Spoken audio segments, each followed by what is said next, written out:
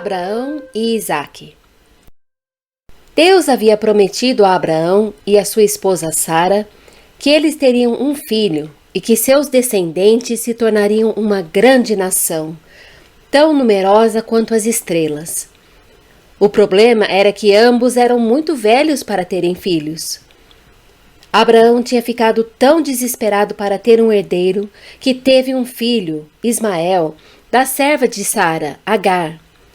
Deus prometeu que os descendentes de Ismael seriam uma grande nação também.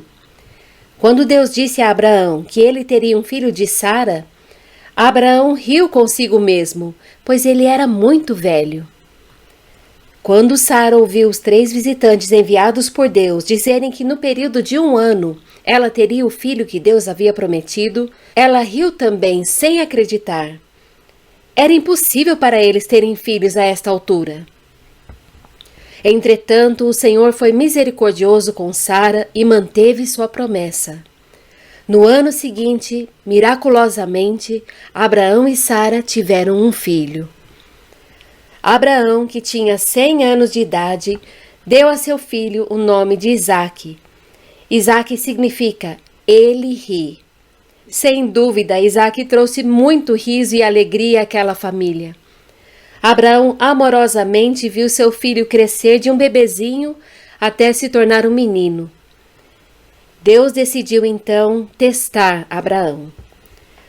Toma agora o teu filho, o teu único filho Isaque, a quem amas, e vai-te à terra de Moriá e oferece-o ali em holocausto sobre uma das montanhas que eu te direi. Abraão não estava entendendo nada, mas ele sabia que devia crer em Deus e obedecê-lo. O que ele deveria fazer? Abraão se levantou pela manhã de madrugada, carregou o seu jumento e tomou consigo 2 de seus moços, Isaque seu filho, e cortou lenha para o holocausto e partiu para ir até ao lugar que Deus lhe dissera. Depois de viajar por 3 dias, Abraão viu a montanha de longe. Ele instruiu os 2 servos para ficarem esperando, enquanto ele e Isaque subiam a montanha para adorar a Deus.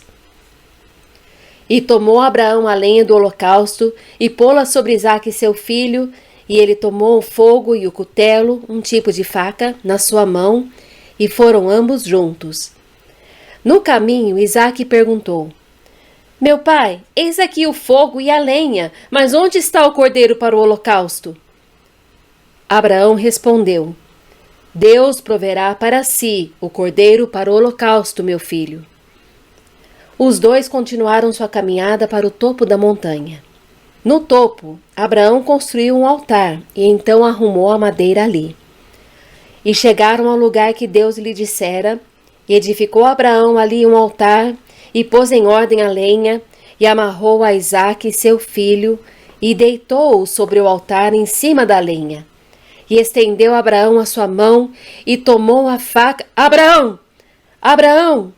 Um anjo do Senhor lhe bradou desde os céus e respondeu a Abraão: Eis-me aqui. Então disse: Não estendas a tua mão sobre o moço e não lhe faças nada, porquanto agora sei que temes a Deus e não me negaste o teu filho, o teu único filho. Então levantou Abraão seus olhos e olhou, e eis um carneiro de trás dele, travado pelos seus chifres no mato. E foi Abraão e tomou o carneiro e ofereceu-o em holocausto, em lugar de seu filho. E chamou Abraão o nome daquele lugar: O Senhor proverá. O anjo falou novamente: Por mim mesmo jurei, diz o Senhor, porquanto fizeste esta ação e não me negaste o teu filho, o teu único filho, que deveras te abençoarei e grandissimamente multiplicarei a tua descendência como as estrelas dos céus e como a areia que está na praia do mar. E a tua descendência possuirá a porta dos seus inimigos. E em tua descendência serão benditas todas as nações da terra, porquanto obedeceste a minha voz. Então Abraão e Isaque retornaram aos servos que estavam esperando, e partiram para o sul de Berseba, onde eles ficaram. Abraão esperou 25 anos pelo nascimento de seu filho Isaque. Certamente Isaque era um filho muito querido, muito amado, o orgulho e a alegria de seu coração. Mas ainda assim, quando Deus pediu que Abraão matasse o seu filho Isaque, mesmo estando perplexo, mesmo não entendendo, Abraão não hesitou em obedecer à ordem do Senhor. Não é à toa que encontramos esta história no maravilhoso capítulo da fé, em Hebreus capítulo 11, 17 a 19. Pela fé ofereceu Abraão a Isaque, quando foi provado. Sim, aquele que recebera as promessas ofereceu o seu unigênito, sendo-lhe dito: em Isaque será chamada a tua descendência. Considerou que Deus era poderoso para até dentre os mortos o ressuscitar. E daí também em figura ele o recobrou. Estes versículos nos ajudam a entender um pouco do que Abraão estava pensando naquela situação. Ele sabia que Deus havia dito que faria de Isaque uma grande nação, e sabia que isto não aconteceria se Isaque morresse. A Bíblia diz que ele considerou que Deus era poderoso para ressuscitar Isaque dos mortos. Ele pensou: Deus prometeu que faria de Isaque uma grande nação, então se Deus quer que eu o mate, com certeza ele irá ressuscitá-lo. Abraão conhecia e amava a Deus e confiava nele, mesmo sem entender tudo.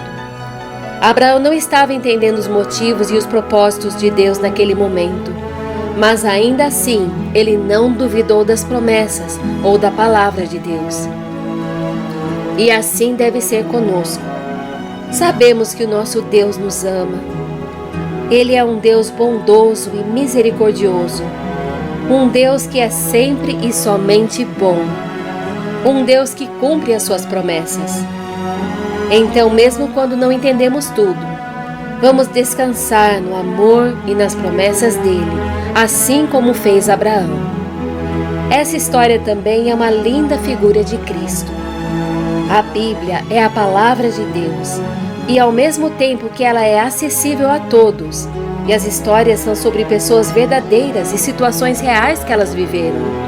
A Bíblia também é profunda e usa estas mesmas histórias para nos ensinar grandes e maravilhosas lições. Abraão oferecendo seu único filho, Isaque, é uma figura de Deus Pai, que ofereceu o seu único filho unigênito por nós na cruz do Calvário. E Isaque não lutou contra o pai dele. Não, ele se entregou voluntariamente, assim como Cristo fez por nós. Mas ao mesmo tempo, há uma segunda figura de Cristo nesta história, pois no exato momento que Abraão vai matar Isaque, Deus envia um carneiro que Abraão oferece em holocausto no lugar de seu filho. Mais uma vez ilustrando a maravilhosa verdade que aconteceria e aconteceu anos depois, quando Jesus Cristo, o Cordeiro de Deus, foi o nosso substituto e foi oferecido em nosso lugar. O versículo tão conhecido de João 3,16 resume esta verdade sem par. Porque Deus amou o mundo de tal maneira que deu o seu Filho unigênito, para que todo aquele que nele crê não pereça, mas tenha a vida eterna. Você já o aceitou como seu único e suficiente Salvador, como seu substituto? Já colocou a sua confiança nele? Já creu nele e nele somente para receber a vida eterna? Se não, faça isso hoje. Nisto se manifestou o amor de Deus para conosco, que Deus enviou seu Filho unigênito ao mundo, para que por ele vivamos. 1 João 4:9.